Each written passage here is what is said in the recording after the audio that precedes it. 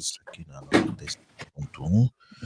Os três temas ocupam ou preenchem este programa, o primeiro dos quais a parceria Angola-Estados Unidos da América. Contaremos com Neto Costa, economista e antigo ministro do Planeamento. Para o segundo tema, que tem que ver com o MPLA, o Congresso do MPLA e a sua agenda, contaremos ter o Sérgio Raimundo, advogado, e já temos aí o Xavier Figueiredo. E para o terceiro tema, que tem que ver com as eleições em Moçambique e o desempenho do Venâncio Mondlane, portanto vamos ter o nosso colega Fernando Lima. Antes de cumprimentar a todos, está a aparecer aqui uma porcaria. Não sei se nos consegue ouvir. Consigo ouvir muito bem. Bom dia, Xavier Figueiredo, e muito obrigado por ter aceito o nosso convite. Fernando Lima, consegue ouvir-nos? Consigo ouvir muito bem. Obrigado, Fernando Lima. Graça Campos, David Boi. Teremos depois Paulo Inglês e Evaristo Molaza juntar-se a nós. Temos aí na expectativa de ter o Neto Costa para animar o primeiro tema desta conversa e Sérgio Raimundo para o segundo tema. Graça, bom dia e quer algumas considerações, Graça? Bom dia, Xavier Figueiredo, bom dia, Fernando Lima, muito obrigado. Acho que a Fernando Lima, não sei se vai ter tempo para aturar-nos, porque Fernando Lima vai intervir no último painel. Acho que os técnicos precipitaram-se. Mas se tiver tempo... Não tem problema, Graça, é com prazer que acompanho, como sempre, as políticas angolanas e é uma maneira de me atualizar. Exatamente, muito obrigado. Portanto, Teixeira Cândido, o primeiro tema, não sei, estou aqui à espera de explicação do técnico. O primeiro tema devia ser apresentado pelo Neto Costa. Não tem um feedback dele. Pois, não temos, por enquanto, o Neto Costa está a aparecer ali aqui, veja lá o que é aquilo. Estamos aqui a tentar saber se há um problema técnico com o Neto Costa ou tem dificuldades de aceder ao... Não sei, mas não há nenhuma explicação até agora. Não sei se conseguimos ter alguma explicação. Graça abordou o Neto Costa há instante. Ele está a responder-me agora. Então, espera. Está certo. Bom, se calhar, eventualmente, Graça, nada melhor do que eventualmente ouvir a opinião do Boi ou eventualmente do próprio Xavier Figueiredo sobre este tema. Qualquer um de nós tem sempre uma opinião sobre a parceria Angola-Estados Unidos da América, não sei. Bom, felizmente, Graça, temos aqui o Neto Costa conosco no programa, ao contrário do que é habitual hoje, temos o Neto conosco aqui ao vivo, felizmente. Fisicamente? Pois, temos fisicamente o Neto Costa hoje aqui no programa e então pronto, e ficamos mais descansados. Neto, bom dia e seja bem-vindo ao programa. Bom dia, Teixeira Cândido, bom dia, ouvintes da Essencial. Muito obrigado. É sempre um prazer ter aqui e sabemos que não é sábado, não é fácil arrancá-lo sábado, mas pronto, compreendo. Eu compreendo o interesse público e fundamentalmente as vossas opiniões sobre economia são essenciais, por isso temos estado a abusar de alguma maneira da vossa disponibilidade. Sempre que tiver disponibilidade, estarei.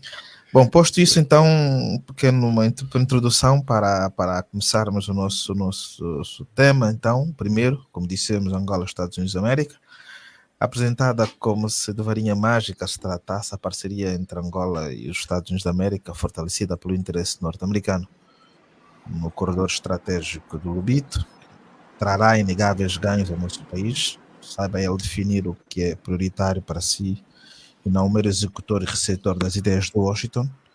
Como em qualquer relação, a parceria com os Estados Unidos da América tem vistosas rosas, mas também abundantes espinhos, ou se quiser vantagens. num texto de opinião que publicou há uma semana no Novo Jornal, o economista Emanuel Neto Costa, que está aqui conosco, antigo ministro do Planeamento, chama a atenção para os espinhos, assegurando com números que, pelo menos até agora, a parceria com os Estados Unidos da América, a parceria entre os dois países tem sido esmagadoramente favorável aos Estados da América.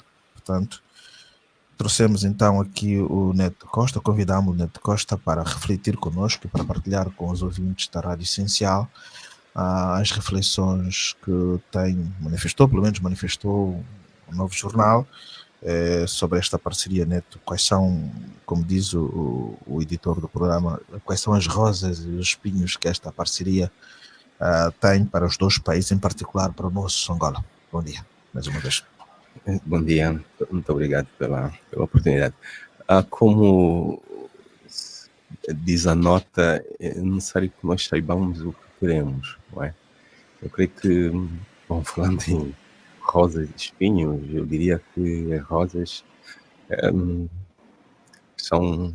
é a oportunidade que Angola tem de poder, com essa parceria, alavancar a sua economia. Mas, conforme é referido, é preciso que nós saibamos o que queremos e devemos estar preparados. Porque os Estados Unidos sabem muito bem o que pretendem, assim, têm os seus objetivos e são uma potência. Nós, Angola, tem nessas relações com países como os Estados Unidos, tem muito pouca margem de manobra, de tal maneira que precisa de fazer o trabalho de casa no sentido de poder capitalizar, né, o interesse americano pelo nosso país, no caso concreto, pelo corredor do Lubito. Diz a nota que nessa parceria os Estados Unidos têm tirado mais vantagem. Não diria exatamente assim. A questão é que dessa parceria nós temos aproveitado aumentando o nosso endividamento e para, digamos, projetos que eu diria de prioridade questionável, não é assim? Por exemplo, os investimentos na geração de energia solar. Aquilo que é dado conta é que nós, neste momento, portanto, Angola tem excedente da capacidade de geração de eletricidade, excedente relativamente à atual demanda. E os projetos, pelo menos os últimos projetos que foram concluídos, injetaram mais capacidade na rede nacional. É que o nível de cobertura da procura anda à volta dos 44%. E no recente Conselho Consultivo do Ministério da Energia e Águas foi referido que o objetivo é atingir até 2007 uma cobertura de 50%. Ora, entretanto, continuamos a aumentar a capacidade de geração quando a distribuição anda, digamos, a esse nível, não é assim? Em termos de cobertura da necessidade. Por isso, provavelmente, nós devêssemos direcionar esses recursos, que são até de endividamento, para, eventualmente, centrais mais localizadas, independentes, para satisfazer a comunidade, uma vez que parece que temos dificuldade e também creio que, decorrer disso, os investimentos são mais vultuosos do ponto de vista da distribuição e quando, digamos, nós temos alguma dispersão da população, não é? Então, esse é um problema. Depois temos endividamento, também uma parte desse endividamento é para a extensão do sinal da Rádio Nacional de Angola. Ora, aquilo que creio que tem acompanhado é que, creio que nos ciclos eleitorais há sempre investimentos de extensão da Rádio Nacional de Angola e da Televisão Pública de Angola, que eu nunca consegui compreender, que não se atinge o nível de cobertura. Então, a Rádio Nacional de Angola Tanto, na verdade, os órgãos públicos de comunicação social são fustigados, não é assim, do ponto de vista de crítica, por supostamente não cumprir o seu papel enquanto, digamos, provedores de informação plural, não é assim? E tem uma cobertura, creio que nos últimos relatórios do IGAP, portanto, Instituto de Gestão de Ativos e Participações do Estado, tem uma cobertura dos seus custos. Portanto, a receita só cobria, creio, com pouco menos de 12%, não é assim? Dos seus custos operacionais. Bom, e depois temos as pontes, não é assim? Também do pacote desse endividamento inclui pontes. Creio que, neste caso, serão pontes relacionados eventualmente com a linha férrea, linha dos caminhos de ferro, mas as pontes são necessárias. Eu já ouvi para perceberem um bocado dessas operações que são de trade finance, alguém dizer que, bom, esse dinheiro devia ser usado para a fabricação das pontes cá. Só que esses financiamentos são do Exim e esse é um instrumento financeiro do governo americano no sentido de promover as suas exportações. O Exim, ao financiar, vem pôs contratos comerciais com entidades nacionais angolanas que devem importar bens e serviços dos Estados Unidos da América. Portanto, é desse ponto de vista que eu colocaria, não é? Eventualmente, se podem qualificar como espinho, é que há essa facilidade de obter financiamento dos Estados Unidos, mas provavelmente não estamos a encaminhar esses recursos para as prioridades que nós temos, para além de agravar a dívida. Tanto isso aqui enfim, os juristas chamam o double jeopardy. Nós endividamos, aumentamos a nossa dívida, mas os recursos não são encaminhados para prioridades que deverão ter impacto, não é assim, sobre aquilo que é mais importante. Há também, creio que a TAG e a Boeing terão anunciado o possível acordo para a aquisição de mais 10 aeronaves 787, não é assim? Que estão avaliados, creio que 3,6 mil milhões de dólares, que também seriam financiados pelo Eximal. E sabemos que a TAG, enfim, é um servidor de recursos imparável, não é?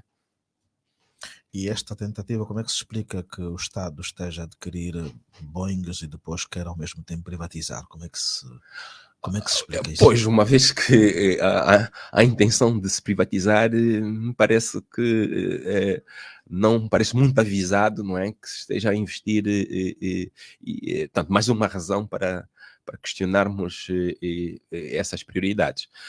Depois, a questão conforme dizia, nesta parceria depende muito de como é que podemos aproveitar o interesse americano. E aqui há disponibilidade da administração americana também financiar projetos privados que possam tirar partido deste corredor através do seu braço do financiamento do desenvolvimento, que é o DFC, mas nós temos que estar preparados. Nós temos um problema, assim, que parece eterno, que é do ambiente de negócios. Nós não estamos a ser capazes de atrair os investimentos que precisamos. E neste momento nós temos um problema de instabilidade macroeconômica, não é?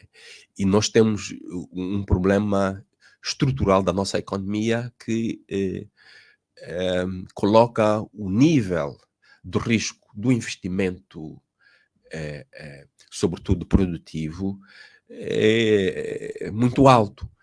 Que isso impede que ocorram os investimentos que desejamos, e aqueles que ocorrem têm uma grande probabilidade de não resultarem. Por isso é que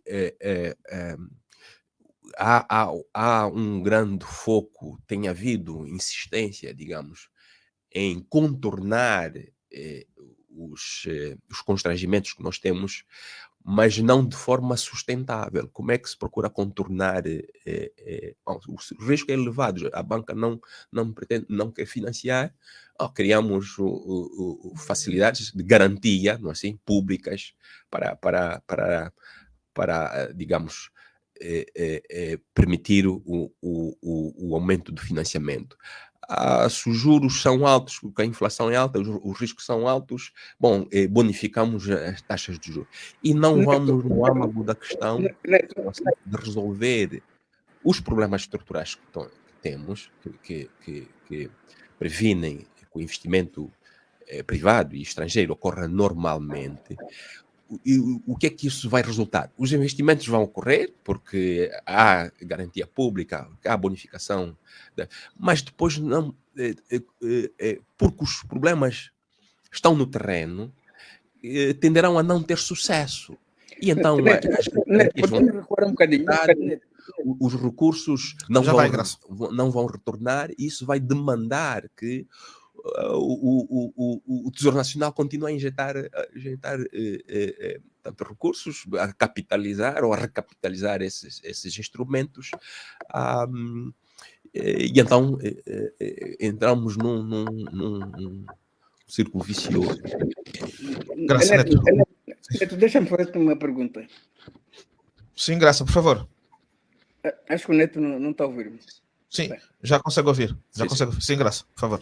Neto, esta semana, na abertura da reunião do Comitê Central, o Presidente da República disse que a visita de Joe Biden, que pode acontecer a qualquer momento, segundo o próprio Presidente João Lourenço, né?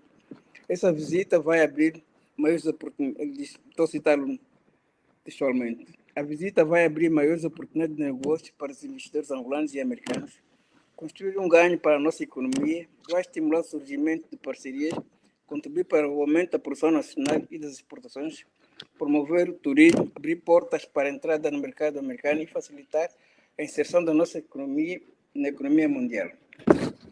Isso é que o presidente João Lourenço disse na abertura da reunião do Comitê Central. Tu, Neto, no texto do Novo Jornal, escreveste do Novo Jornal, desde aqui faz alusão, portanto, a números e a factos que mostram que muito dificilmente essa parceria resultará em oportunidade de negócio para os investidores angolanos, na medida em que até aqui parece que essa parceria tem um único sentido. Portanto, essa parceria, Angola parece que não é tida nem achada na definição das suas necessidades e prioridades. Por exemplo, o Neto Costa disse, falou da produção de energia solar. Claro que isso, evidentemente, isso não é prioritário para Angola, porque Angola tem excedente de produção de energia hídrica. Portanto, Angola não precisa de energia solar. Isso é claramente uma imposição da parte americana que quer vender painéis solares. E Angola, portanto, endividou-se em 900 milhões, quase $1 bilhão para montar, para que os norte-americanos vendessem painéis solares. O Neto Costa falou também da TAG, portanto, da compra de 10 Boeing 787. Para uma companhia falida como a TAG, portanto, e está provado que o problema da TAG não é de falta de aviões, o problema da TAG sempre foi problema de gestão, problema de interferência política e de outra natureza. O problema da falta a injeção desses, digamos, a introdução desses novos aparelhos, além de endividar o país, obviamente, atende exclusivamente os interesses da Boeing, dos americanos. Os americanos querem vender. E Angola, mais uma vez, não foi Angola que definiu o que quer. Os americanos parece que estão a definir o que é que Angola precisa. Não é Angola que está a determinar a sua agenda. No caso do... E o Neto Costa também diz aqui, para visto, no caso, por exemplo, da segurança alimentar, é suposto, portanto, o governo de Angola reiteradas vezes tem dito que quer apostar na diversificação da economia, apostando na agricultura, não sei o que. Mas aqui o que nós vemos nessa parceria com os americanos, portanto, não há da parte dos Estados Unidos nem interesse em ajudar a Angola a recuperar, a produzir mais. Não há aqui nessa parceria, portanto, nenhum esforço para que os Estados Unidos transferirem financiamento ou transferirem know-how para Angola ser autossuficiente, conseguir garantir a sua segurança alimentar. O que está aqui previsto é que os norte-americanos, portanto, essa parceria vai abrir caminho para que os norte-americanos vendam sua produção agrícola a Angola. Ora, se é assim, portanto, nós nunca vamos continuar se a parceria impõe que nós tenhamos que comprar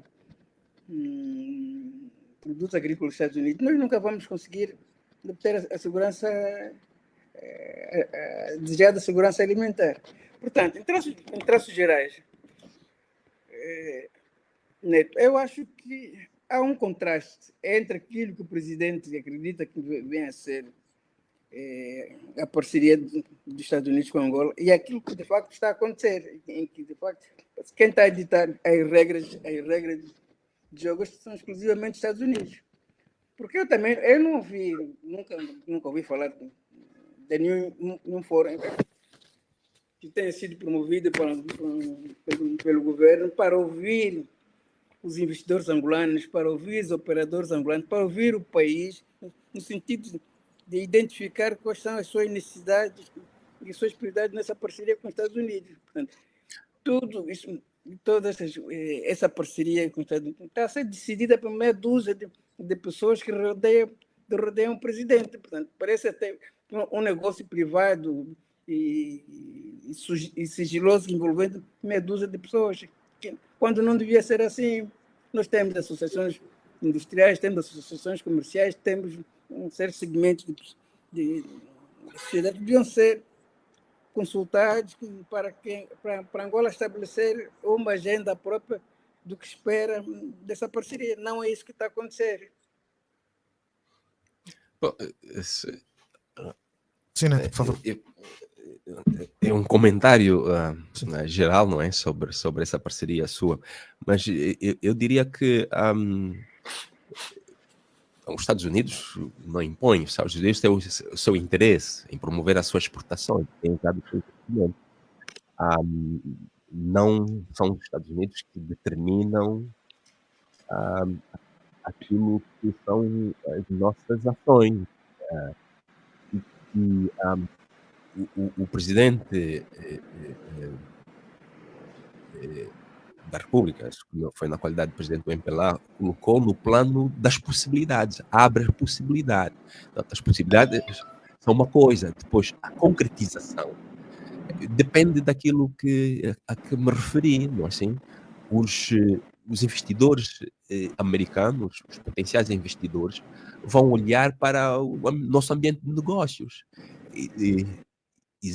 Há essa possibilidade. Os instrumentos financeiros americanos estão disponíveis para apoiar os seus investimentos em Angola.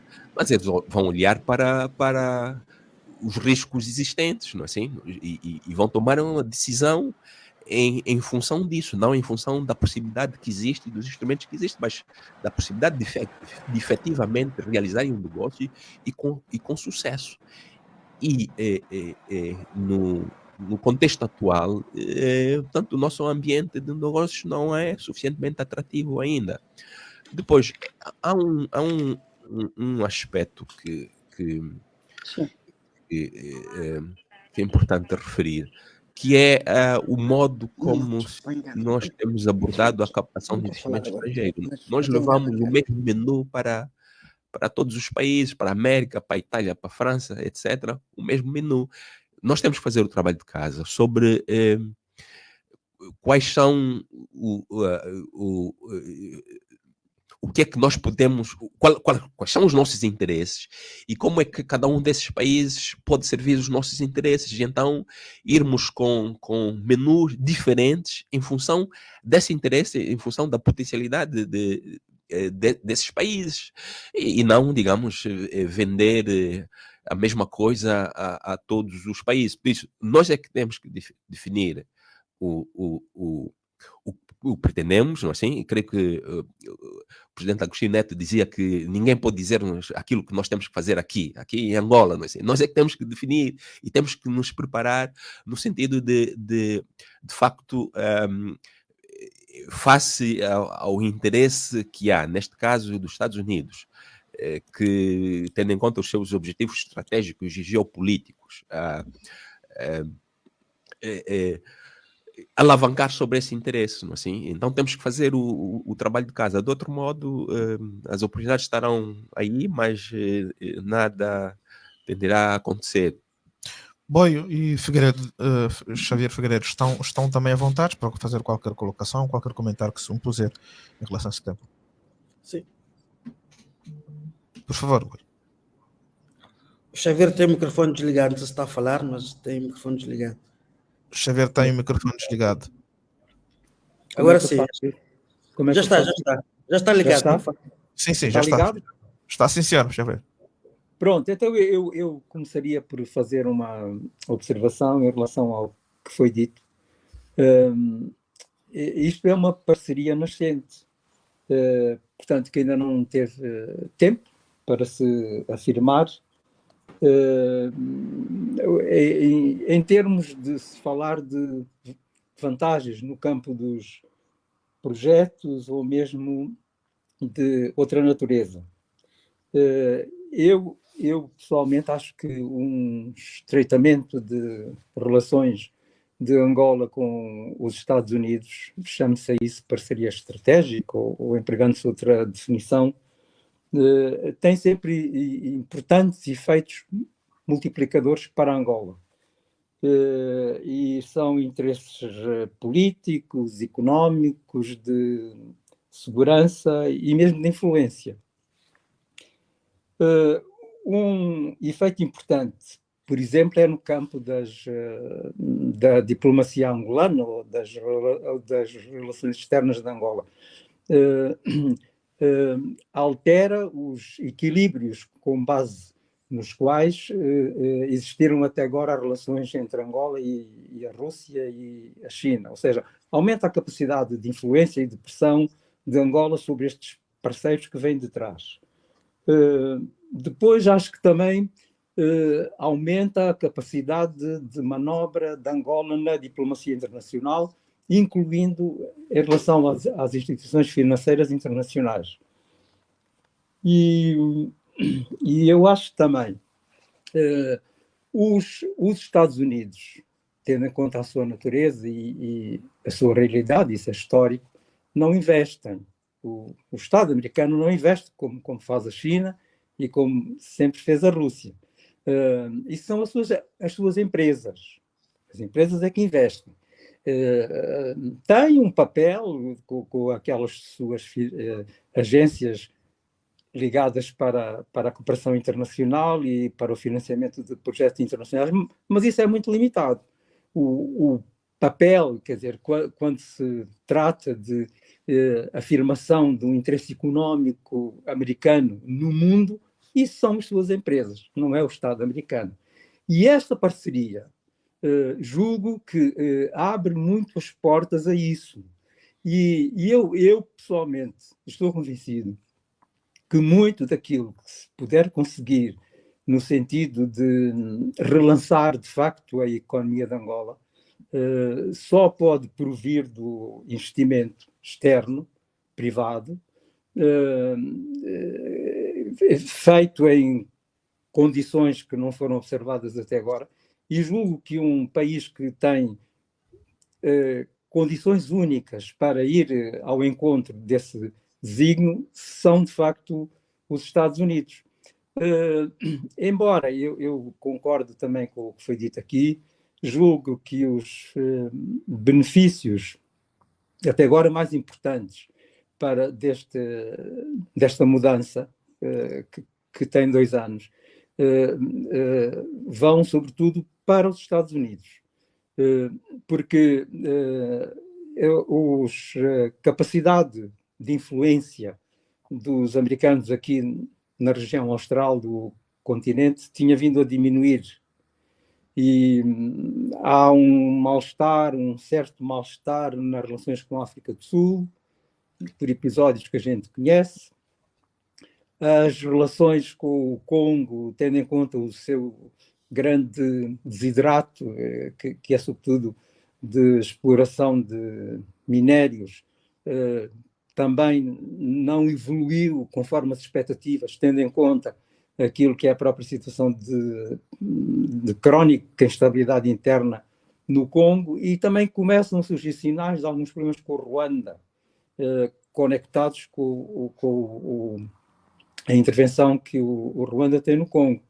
E este estreitamento de relações com Angola converte Angola, de facto, e eu acho que é o melhor parceiro que os Estados Unidos podem ter nessa região toda, até para a sua fachada atlântica virada para o Golfo da Guiné, converte Angola num país que se pode transformar de facto, e aí com vantagens recíprocas, múltiplas, mas a gente tem que dar tempo ao tempo, para Angola e para os Estados Unidos, e que vão aproveitar muito aquilo que me parece que é o grande objetivo hoje, que é criar condições para a recuperação económica e social de Angola.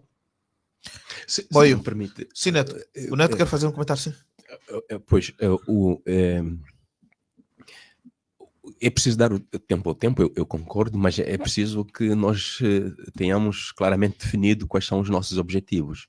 E aqui, neste caso, eu diria que seria importante também uma abordagem subregional e regional, tendo em conta que, por exemplo, o corredor do Lubito até estão envolvidos outros 2 países, como a Zâmbia e a RDC, e há, digamos, a perspectiva de se ligar o corredor do Lubito ao Índico, não é? E cobre países que são todos membros da SADC, que é um bloco de integração económica regional, e sobre o qual, digamos, a União Africana entende ser uma alavanca para a integração continental, de maneira que seria importante olhar também um pouco do ponto de vista da estratégia subregional e regional. Diz que os Estados Unidos não investem, também a Rússia e a China, e mais a China, também não investem. Aquilo que nós temos visto reportado como investimentos, na verdade não são investimentos. Os investimentos são feitos via empresas, embora no caso da China tenha um bom número de empresas estatais, mas dos 43 mil milhões de dólares desde que se começaram, desde que se abriram as linhas de crédito da China para Angola, que foram financiados, maioritariamente são financiamentos através também dos seus instrumentos de trade finance, não é assim? Então, estão aí as oportunidades. É preciso que nós façamos o nosso trabalho de casa no sentido de alavancar sobre essa oportunidade. E é uma outra coisa. Me parece que, do ponto de vista de estratégia, é possível evitar, digamos, relações exclusivistas, e sobretudo no momento em que se tende mais à multipolaridade, não é assim? Com um contrapeso que de algum modo tende a China a fazer, porque é preciso estar aberto ao mundo e conforme dizia, nós temos que ter um menu diferente de abordagem do ponto de vista das relações com os diversos países e que, em alguns casos, são potências económicas a nível do mundo. Assim. Oi. Sim, Cândido. Sim. Que comentário que se oferece dizer? Alguma questão? Quero colocar uma questão? Não, eu penso que eu acho que estou mais ou menos em linha com o que dizia, de certa forma, o Neto, não é? Portanto, o nosso grande desafio é sempre como é que nós, não é? Como é que Angola, na verdade, se constitui como um país capaz, não é? Acho que esse tem sido sempre o nosso grande problema, não é? Nós tivemos uma primeira experiência do financiamento da China, né? 2008, 2007, 2008, 2009, não é? Os cotados cerca de 50 e tal, não sei quanto mil milhões de dólares. O que é facto é que menos de uma década após isso, o país continua como esteve quase no pós-guerra, não é? Portanto, entrou dinheiro, entrou investimento, muito investimento, não é? Mas infelizmente não alterou a nossa estrutura económica, não é? Então, portanto, o que eu gostaria de perguntar, se calhar ao Neto, não é? Que essa é a minha principal dúvida, assim, pelo nível de ignorância que eu tenho em relação a isso, quando nós falamos do caminho de ferro de Benguela, o corredor do Lubito, em princípio o investimento será nessa infraestrutura, não é? A minha dúvida é de que forma é que realmente isso vai entrar na nossa estrutura econômica, não é? Como é que a nossa estrutura econômica vai, de certa forma, mudar em função disso. Essa é a minha, essa é mais, não sei se o Neto tem algum conhecimento sobre isso, né?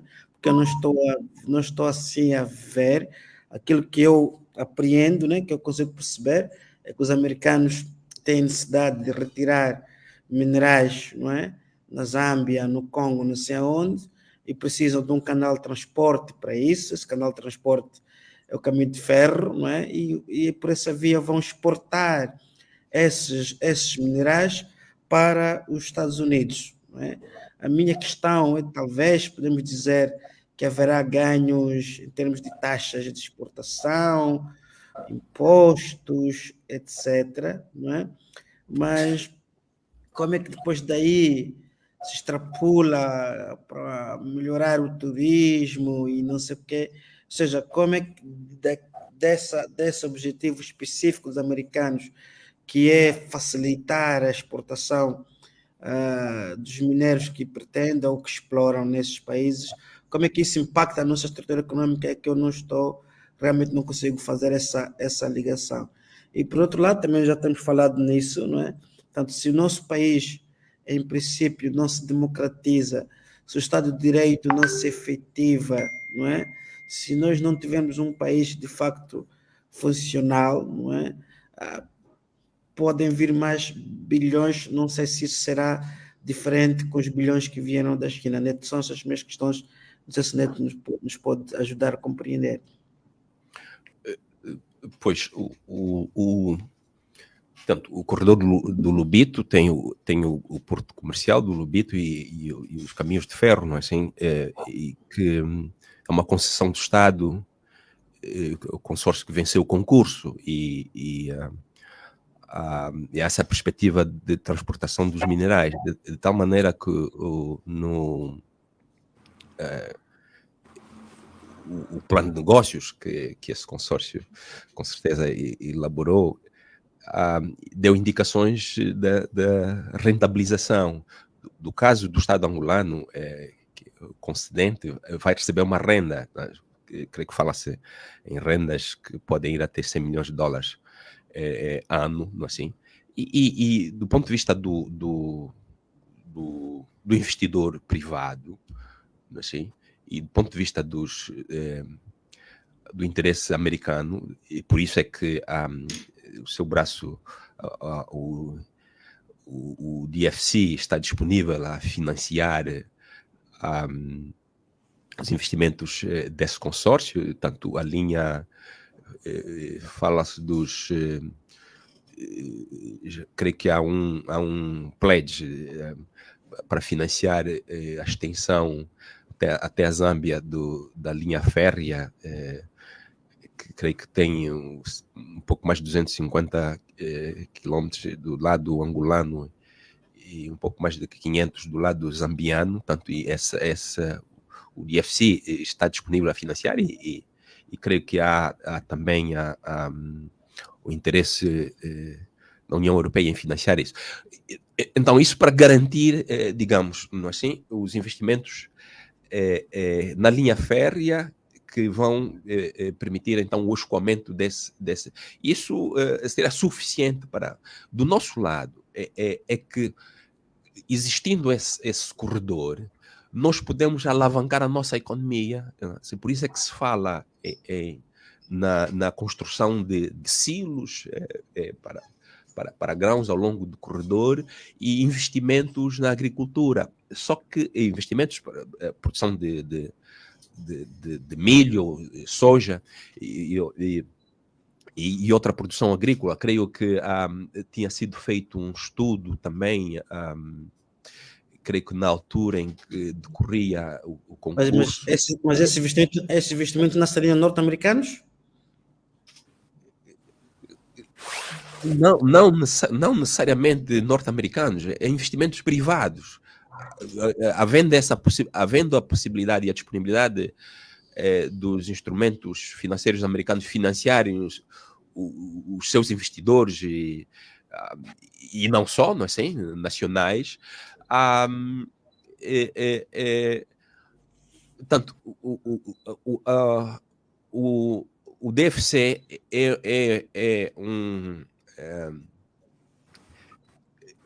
tem como propósito, portanto, é um resultado da antiga OPIC, assim, creio que Overseas Private Investment Corporation americana, com o DCA, que é o Development Credit Agency da USAID, né? que tem, portanto, a ideia é financiar, sobretudo, investimento privado em países em desenvolvimento. Portanto, eles são disponíveis para financiar. Portanto, não é necessariamente americano.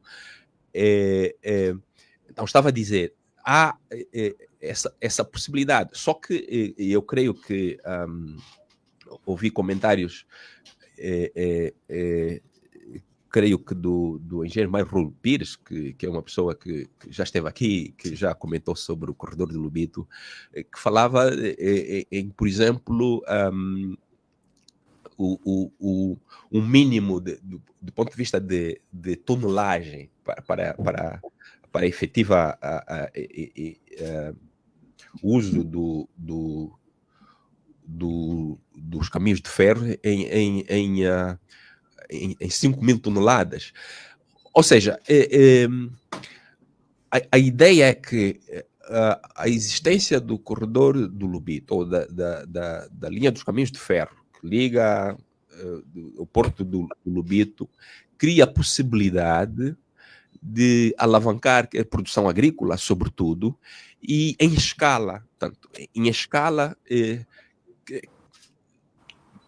que no caso, essa escala ia permitir não só o atendimento da procura interna, mas também da procura estrangeira.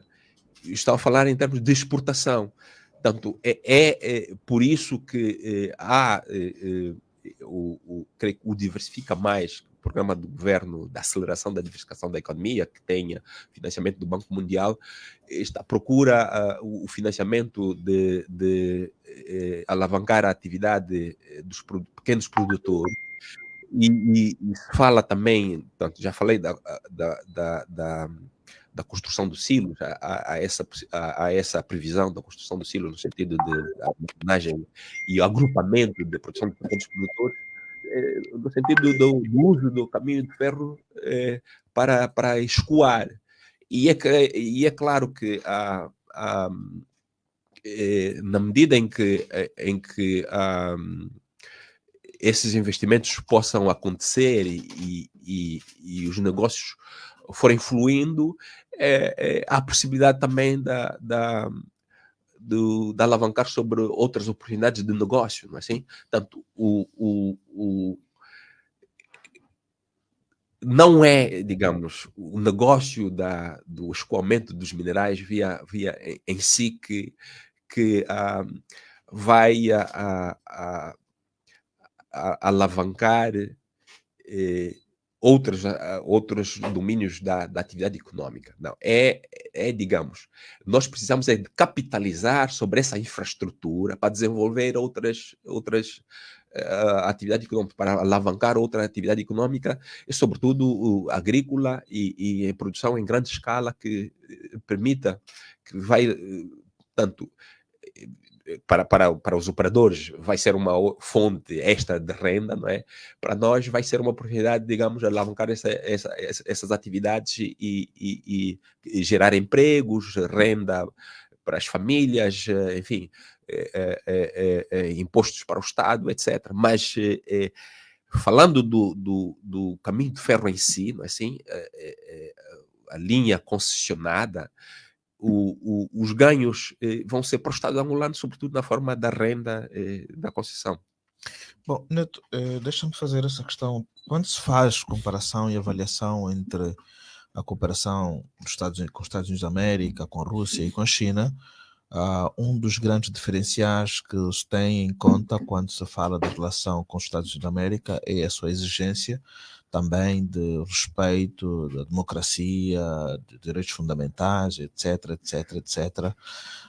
Como é que se consegue refletir estes valores, essas exigências nesta parceria com os Estados Unidos da América, ou é apenas uma ilusão? Queremos que os Estados Unidos da América também traga para o governo de Angola ou traga para essa parceria essa exigência? É expectável haver essa exigência? Eu creio que no artigo a que se reportaram, eu falo de save face, não é? Eu creio que depende muito do interesse, e eu falo também no artigo da intensidade desse interesse, não é assim? Vejamos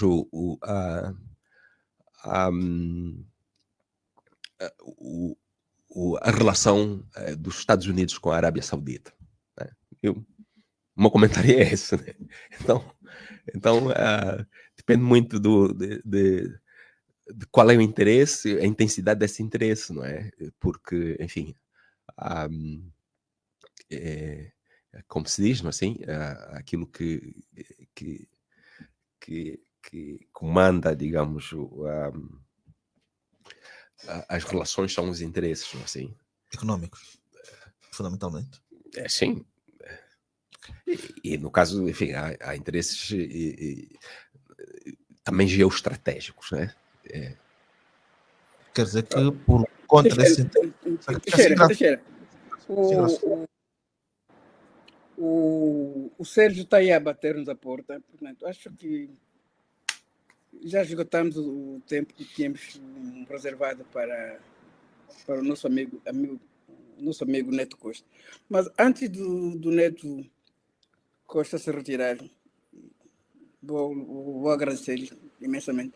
Mas, e me permita só um comentário, que não vai exigir de si, não é nenhuma pergunta, é apenas um comentário, uma nota que eu faço. É que, por causa de algumas coincidências, é que até agora o financiamento norte-americano tem estado a refletir-se em áreas, nomeadamente na energia e nos transportes. Estamos a falar na energia, estamos a falar dos painéis solares, nos transportes estamos a falar da TAG, da compra da Boeing. São duas áreas chefiadas por ministros que são considerados muito próximos do presidente, e são ministros conhecidos, ou pelo menos a quem são atribuídos muita apetência para as comissões. Eu não sei se é apenas mera coincidência, mas está a suceder isso. Portanto, são dois ministros muito próximos do presidente e é nas áreas dele em que tem estado a incidir, sobretudo, estes financiamentos do governo norte-americano dirigido a Angola. Portanto, é esse comentário, essa nota só que eu gostaria de chamar a atenção. Bom, sim, correto. Não, só um comentário. É estranho, eu quero que veja o Evaristo Mulaza, né? Sim. A Jean Provocateur não colocou nenhuma questão. Não, hoje está a ser censurado. Está a ser censurado.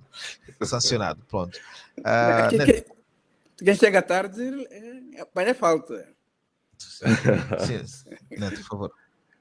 Não, um comentário, se quer acrescentar mais um comentário, eventualmente não tem mais nada. Uma nota. Não, é apenas agradecer a oportunidade e eu creio que tanto é reiterar, digamos, que nós temos muito trabalho para fazer, não é? E de facto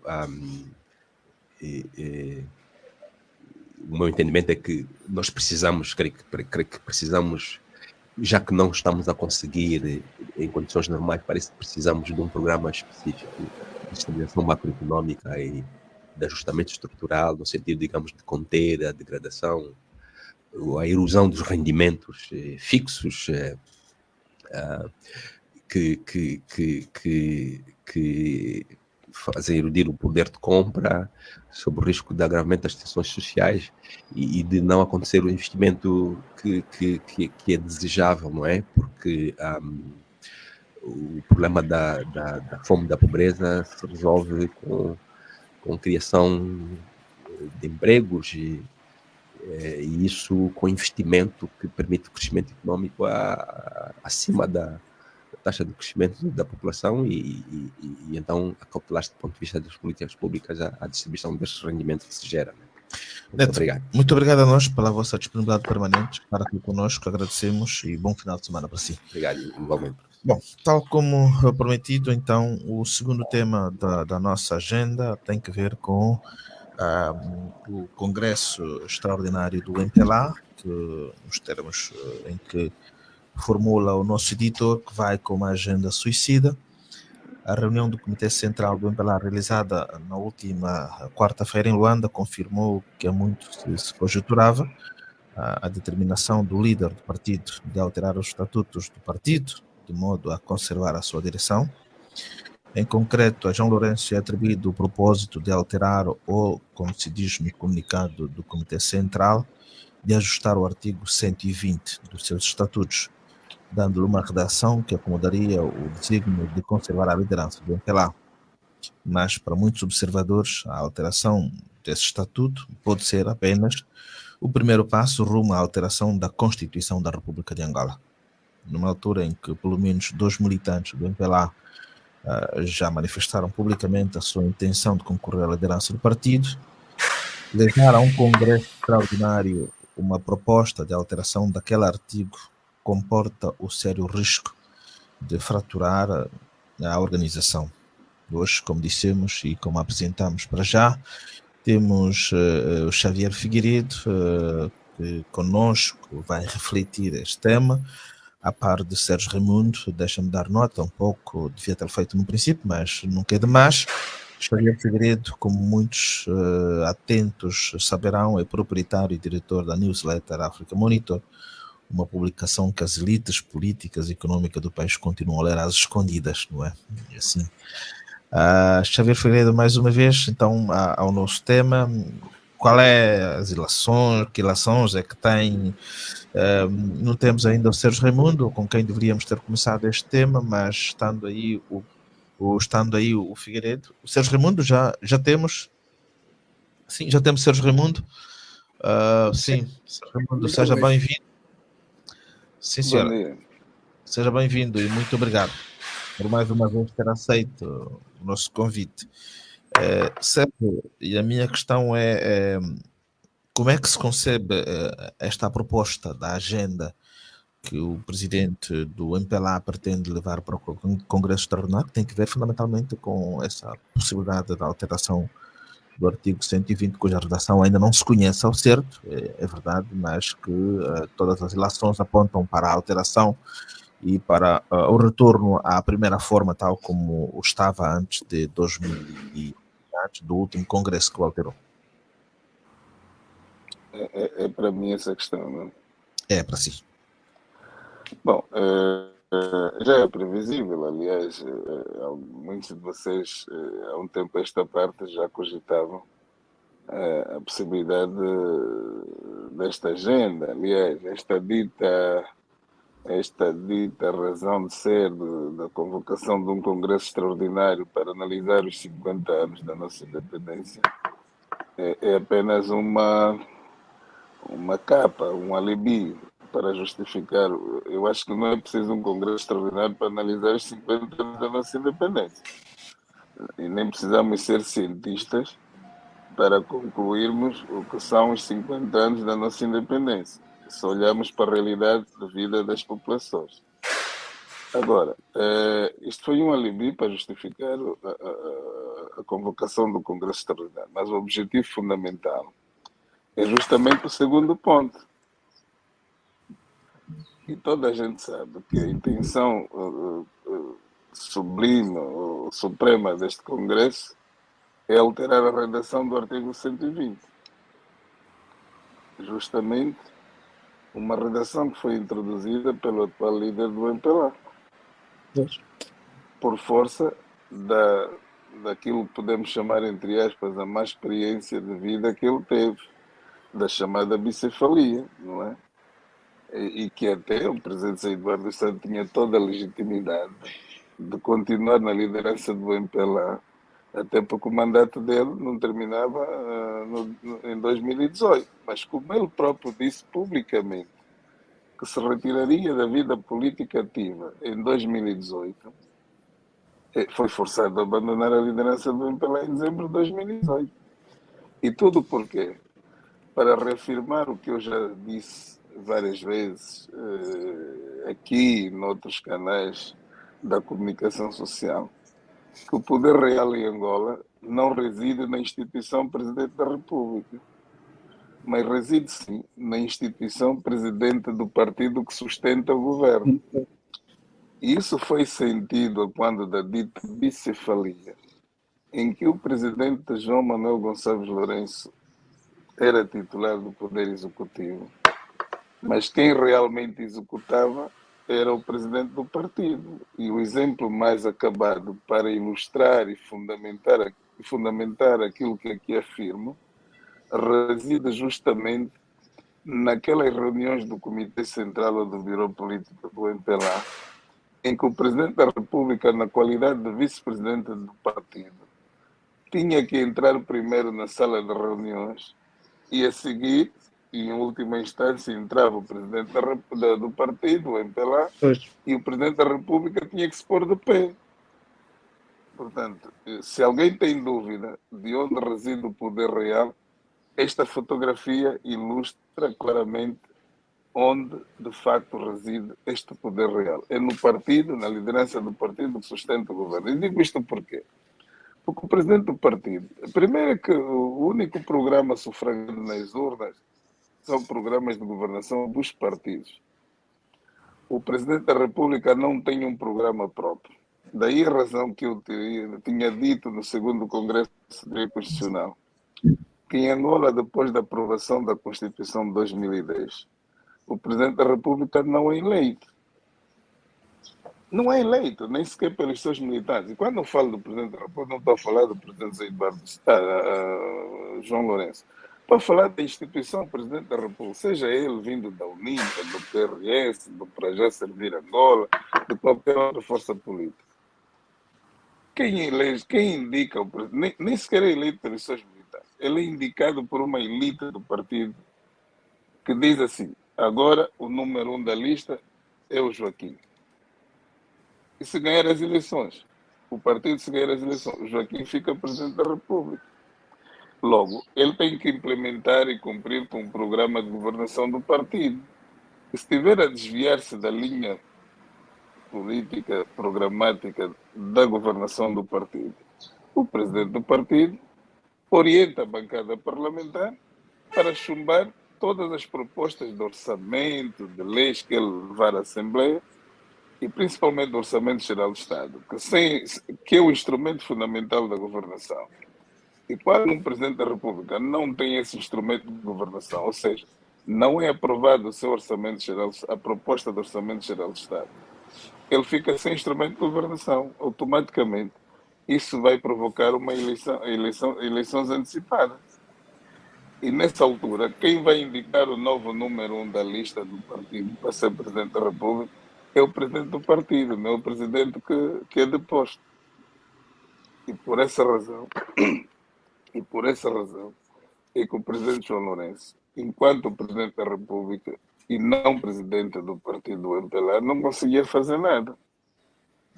E quando lhe disseram que o Zé Eduardo dos Santos queria, como plano B, deixar a liderança do partido a uma terceira pessoa que não ele fez corredores justamente para obrigar a José Eduardo dos Santos a entregar a liderança do partido a ele. E as pessoas que ele utilizou nessa altura são aquelas que hoje ele ataca. Dino Matroce, General Ndalo, Petrov e outros que foram ao Miramar obrigar a José Eduardo dos Santos a entregar a liderança do partido a João Lourenço. E quando José Eduardo dos Santos sentiu-se isolado, resolveu, bom, então convoquei o Congresso, eu vou entregar a liderança ao camarada João Lourenço. E assim aconteceu. E tudo por quê? Porque esses mais velhos também pensavam que o João Lourenço iria afastar José Eduardo dos Santos. E eles iriam continuar a mandar no MPLA. Só que João Lourenço, inteligentemente, assim que chegou à liderança, depois desse congresso extraordinário que lhe conferiu a liderança do MPLA, alterou a composição do Comitê Central e do Biro Político e meteu esses mais velhos todos na rua. Por isso é que andam aí todos chateados agora. Meteu-os na rua. E, portanto, o verdadeiro objetivo do Congresso Extraordinário é alterar a redação do artigo 120 para que o Presidente da República, o Presidente do MPLA, não seja obrigatoriamente o candidato a Presidente da República.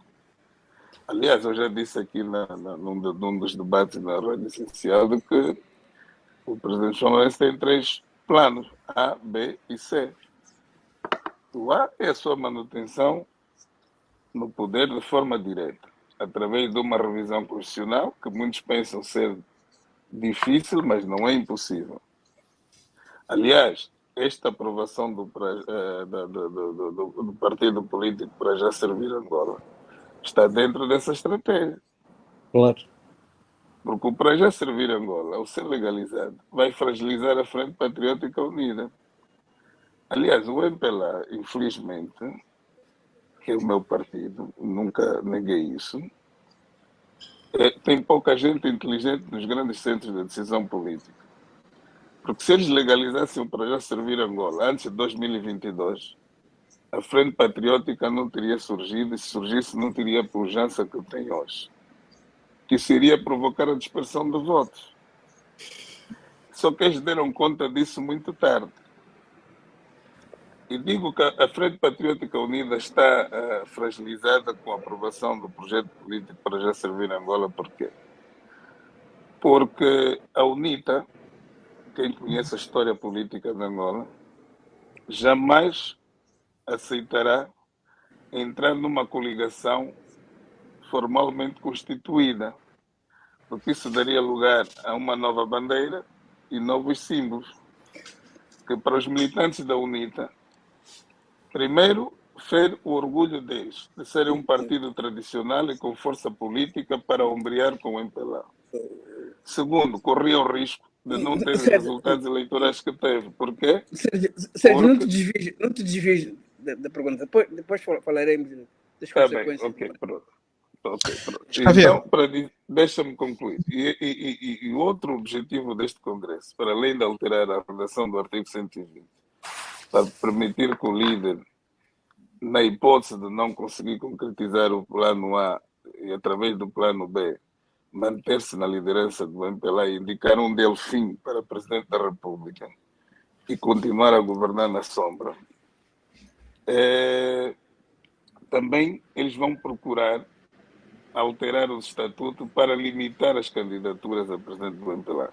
E a prova daquilo que aqui afirmo é o ensaio que nós assistimos no Congresso eletivo da JMPLA. Por quê? Porque é triste, e acho que isso viola o artigo 13º do próprio Estatuto do MPLA, que consagra justamente os chamados princípios da democracia interna.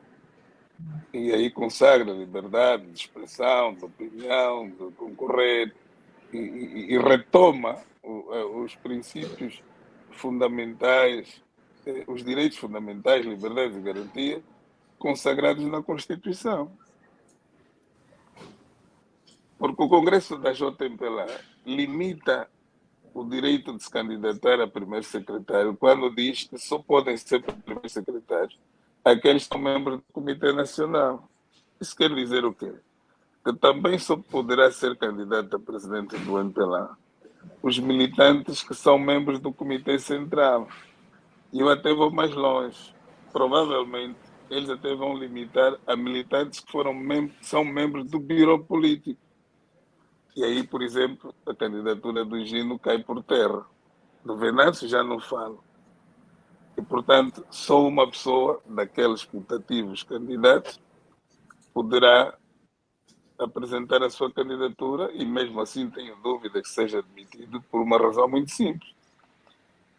O MPLA, infelizmente, não tem tradição de respeitar os princípios mais elementares da democracia em geral e interna em particular, aqueles que vêm consagrados no artigo 13º. É só olharmos para o formato da organização dos congressos. É criada uma Comissão Nacional Preparatória de cada congresso. E não é criada uma comissão eleitoral independente, mas sim uma subcomissão de mandato dentro da Comissão Nacional Preparatória. E quem é que preside a Comissão Nacional Preparatória? O presidente do partido cessante, que muitas das vezes é concorrente à sua própria associação. E quem é que preside a subcomissão de mandatos? No exemplo do Congresso de 2021, a vice-presidenta do MPLA, que está numa relação de supra-infraordenação com o presidente do partido. Quer dizer, é um concorrente que é árbitro e jogador ao mesmo tempo. E que depois decide quem é que deve concorrer com ele ou não. Automaticamente, todas aquelas pessoas que não garantirem alguma segurança ou continuidade do projeto de governação do atual presidente do partido não vão ser admitidas. Aliás, o discurso da última semana é claro quanto a isso, quando se fala da desqualificação de quem partir primeiro. Quando, na verdade, vir a público dizer que eu estou interessado em ser um dia presidente do MPLA, não está proibido pelos estatutos, muito menos pela Constituição. E mais, ainda que o estatuto do MPLA proibisse, ao abrigo da Constituição, interpretando o estatuto à luz da Constituição, seria esta norma considerada fraude à lei e, portanto, teria que ser afastada essa mesma norma. Só para concluir, e por que da razão de ser do artigo 120? Como cerne da questão. Porque o artigo 120, embora não limite o número de mandatos do presidente do MPLA, mas interpretada ao abrigo da Constituição, ou à luz da Constituição, fica determinado que o presidente do MPLA não pode ficar mais do que 2 mandatos. Por quê? Porque ele obrigatoriamente é o candidato do MPLA a presidente da República. Logo, se à luz da Constituição não é permitido o exercício do cargo de presidente da República por mais de 2 mandatos, automaticamente se vai concluir que o presidente do MPLA não pode ficar mais do que 2 mandatos à frente dessa organização política. Daí a razão deste Congresso. Para permitir o quê? Para permitir que no Congresso seletivo de 2026, o presidente João Manuel Gonçalves Lourenço, se até lá não conseguir concretizar o plano A, vai justamente acionar o plano B, que é manter-se na liderança e, portanto, ele vai ser concorrente à sua própria posição. Daí a preocupação do surgimento de pré-candidatos como Fernando Piedade Dias dos Santos, no Carneiro. Porque vocês não acham estranho que o António Venâncio muito vem falando que quer ser presidente do MPLA. O José Carlos de Almeida, que eu conheço bem, também vem dizer publicamente há anos que quer ser presidente do MPLA. Isso nunca agitou as águas. Mas bastou surgir o nome de dois pelos pesados, que mesmo querendo limitar as candidaturas a ser membro do Comitê Central ou do Biro Político, não é? Essas pessoas podem pôr em perigo o plano A e B do atual presidente do MPLA, porque eles têm consciência que nem José Carlos de Almeida, nem António Venâncio vão ser admitidos como candidatos a presidente do MPLA, porque eles vão justamente limitar a membros do Comitê Central e do Biro Político para ser candidato a presidente do MPLA. E António Venâncio e José Carlos de Almeida nunca foram membros do Comitê Central, logo têm poucas hipóteses. Aliás, nós vimos em 2021 como é que o António Venâncio foi afastado. Sérgio, já volto assim. Vou ouvir Figueiredo. A mesma questão. Xavier, esta agenda que o presidente do MPLA propõe para o Congresso e dada as várias pretensões já manifestadas de outros candidatos, não pode minar a coesão do próprio partido? Bom, antes de mais, deixe-me felicitar o Sérgio Raimundo pela fina argúcia da sua análise acerca dessa realidade, que é a forma como o MPLA está organizado, funciona e, em função disso, define as suas políticas. E agora estamos a falar do tema do futuro do presidente João Lourenço. E sobre isso eu tinha preparado aqui uma cábula na qual me vou apoiar para tecer algumas considerações em relação a isso. E o que começo por dizer é que me parece que ainda são considerados dois cenários. Ainda são considerados no principal centro de poder. Eventualmente outros, mas eu acho que não vale a pena perdermos tempo com isso, porque não tem muita pertinência. O primeiro cenário, aquele que me parece que neste momento mobiliza toda a atenção e os esforços da máquina do poder, é o da retirada de João Lourenço nos prazos estabelecidos, mas mediante uma prévia criação de condições políticas e regulamentares que lhe permitam influenciar o chamado processo da sua sucessão, ou seja, que lhe permita escolher o seu substituto e patrocinar a sua candidatura. Eu penso que este é o cenário que se vai impor, embora acho mais difícil que venha a vingar no futuro, ou seja, impor uma figura que passe por ser conotada ou excessivamente conotada com o próprio João Lourenço, ou por afinidades várias, ou por laços de parentesco, não é muito fácil, tendo em conta um ambiente interno muito desfavorável a ele na sociedade e no partido. Diz-se que é corrente dizer-se que João Lourenço receia o pós-saída do poder devido ao fraco balanço do seu mandato e a uma espécie de má consciência da maneira como tratou ou como lidou com o seu antecessor. Eu, por mim, acho que se eu sair no seguimento de um ato de livre vontade própria, sem subterfúgios, ele também poderá, de alguma maneira, capitalizar com isso em termos de recomposição da sua imagem.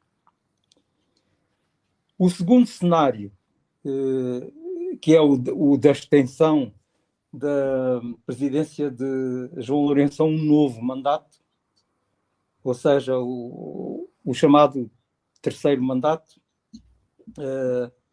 apesar de objetivamente eu considerar isto muito improvável, não quer dizer que ele já tenha deixado de ser admitido. As condições gerais que poderão torná-lo possível não são, no entanto, propícias, no meu entendimento, ou são mesmo adversas. E falo agora de algumas condições internas. A taxa de impopularidade de João Lourenço é muito elevada. Falo assim no superlativo. A sua coexistência com a oposição é muito tensa e precária.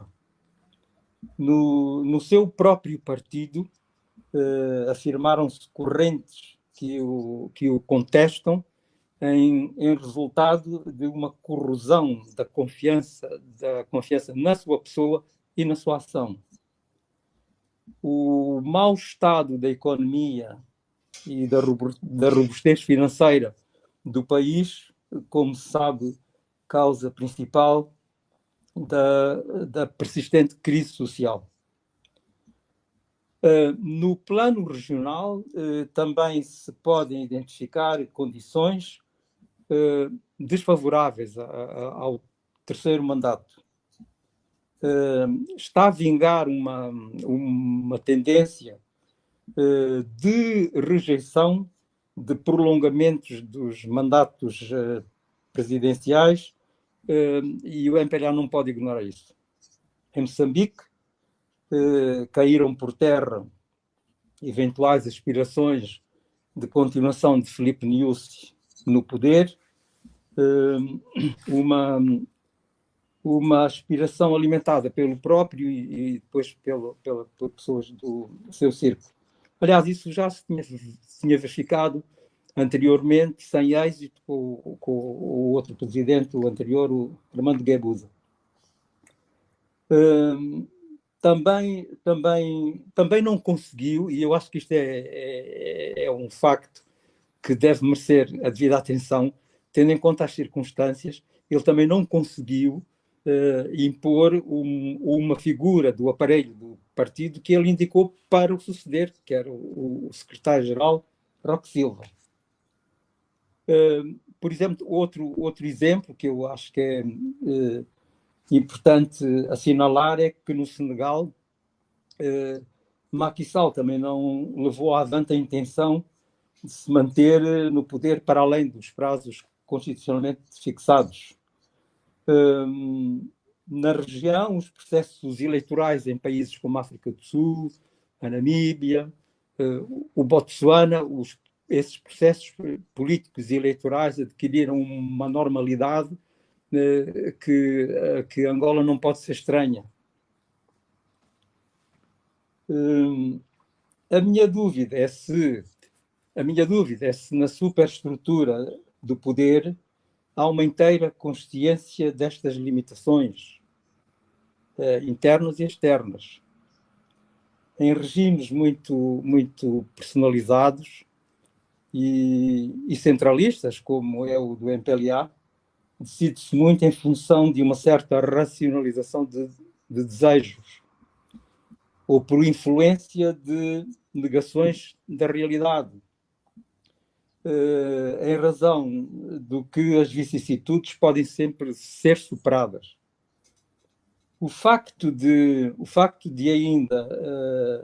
ainda faltarem 2 anos para que a política eleitoral do MPLA entre em velocidade de cruzeiro, o que verdadeiramente só ocorrerá no Congresso de 2026, isso acentua a ponderabilidade de considerações que não dão por definitivo o abandono deste cenário do terceiro mandato. Eu, aliás, quero retomar uma observação feita pelo Sérgio Raimundo há bocado, que é chamar a atenção para a tão surpreendente quanto pouco inocente legalização do para já. Quem a orientou, e eu acho que sabem o que é que eu quero dizer com isto, quem a orientou terá provavelmente sido influenciado pelo cálculo de vir assim a afetar a unidade da frente da oposição. Embora um tal cálculo me pareça muito pouco ajustado às realidades, devido à impopularidade do presidente João Lourenço.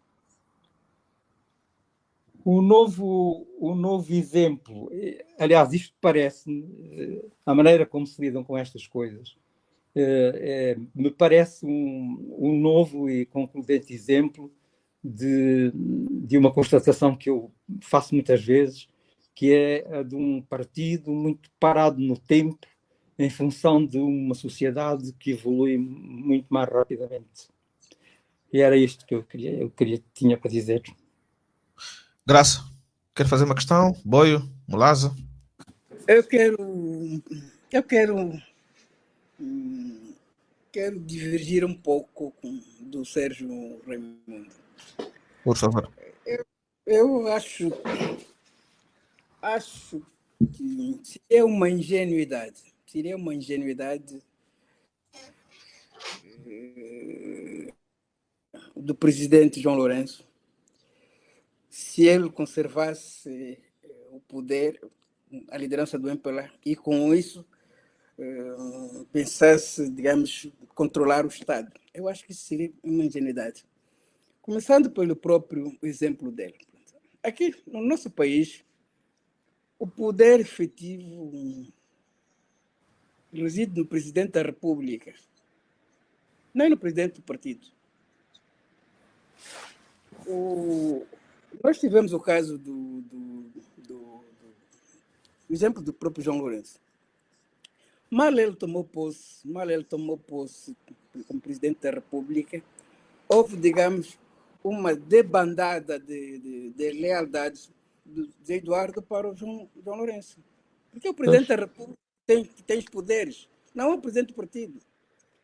Quem manda na PGR para perseguir judicialmente os adversários não é o presidente do partido, é o presidente da República.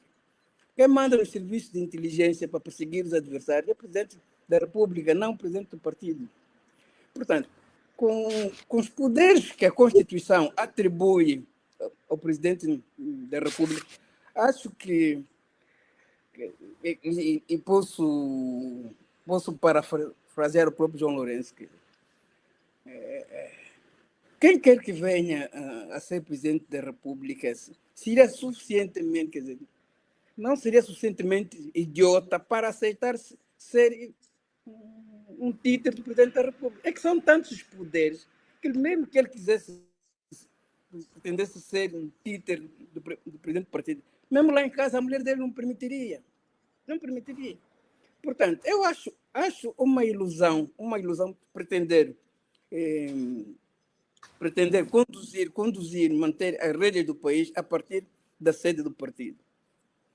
Eu acredito que o pressuposto para a alteração do artigo 120 é mesmo o primeiro patamar para a alteração da Constituição. Não é para dirigir, não é para conservar só a liderança do partido e a partir do Kremlin dirigir o Estado. Isso em Angola e em parte nenhuma da África vai funcionar.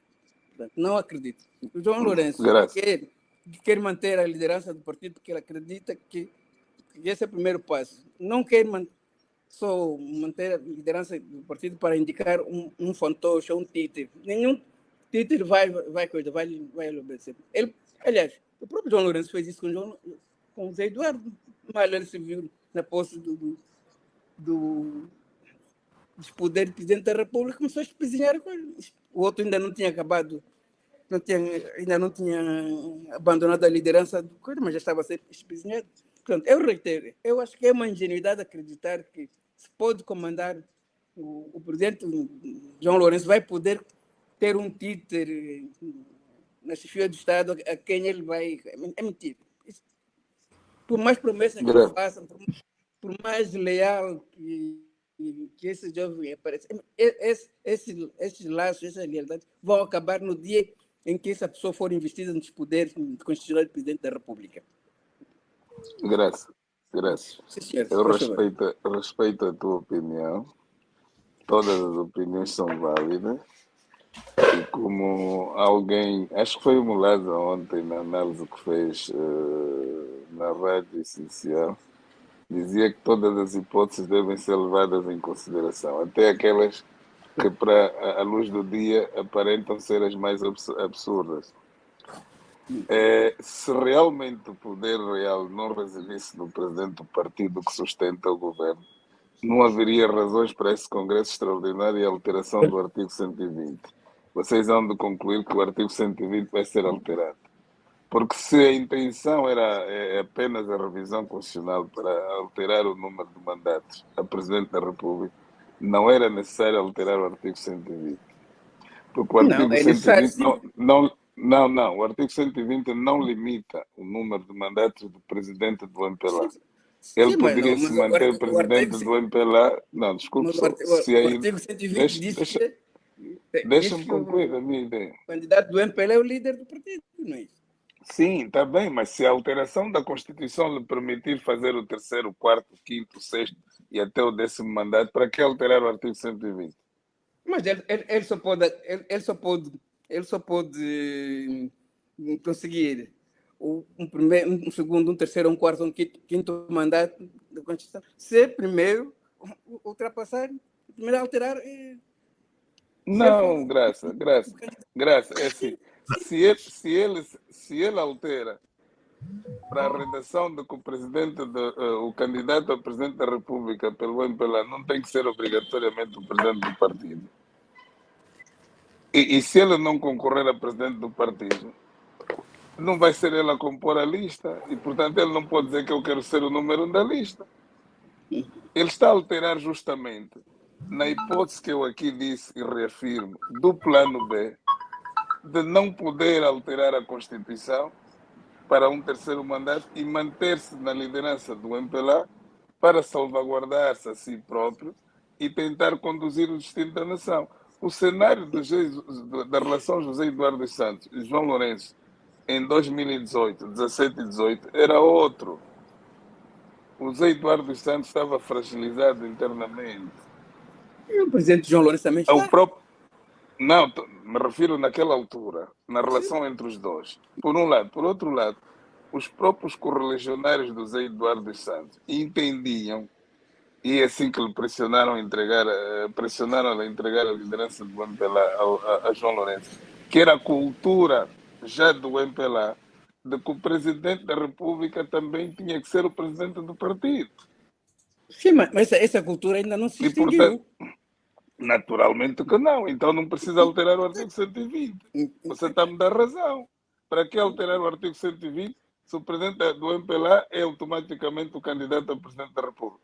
Ele vai ser alterado justamente na hipótese de não conseguirem alterar a Constituição para um 3º mandato, ele se manter na liderança do partido e condicionar a governação de quem for indicado o Presidente da República. Aliás, o penúltimo discurso de João Lourenço na reunião com as bases, com os capos, ele deixou nas entrelinhas esse recado, que ele vai se manter Presidente do MPLA caso não puder alterar a Constituição, não for possível a alteração da Constituição, e vai indicar um jovem que não está ao mesmo nível político partidário de militância no MPLA para depender mesmo dele.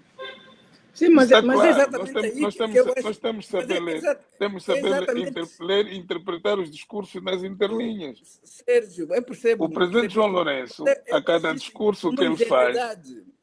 Pois, está bem, pronto, essa é a sua opinião, eu respeito. Mas o Presidente João Lourenço, em cada discurso que faz, voluntário ou involuntariamente, deixa claro qual é a sua intenção política. Absolutamente. É ele continuar presidente do MPLA e lançar um jovem Delfim para estar subordinado às suas orientações. Mas E voltamos ao aí, desculpe só, e aí Mas o Xavier esse Figueiredo... jovem Delfim, com os poderes todos que a Constituição confere ao Presidente da República, vai submeter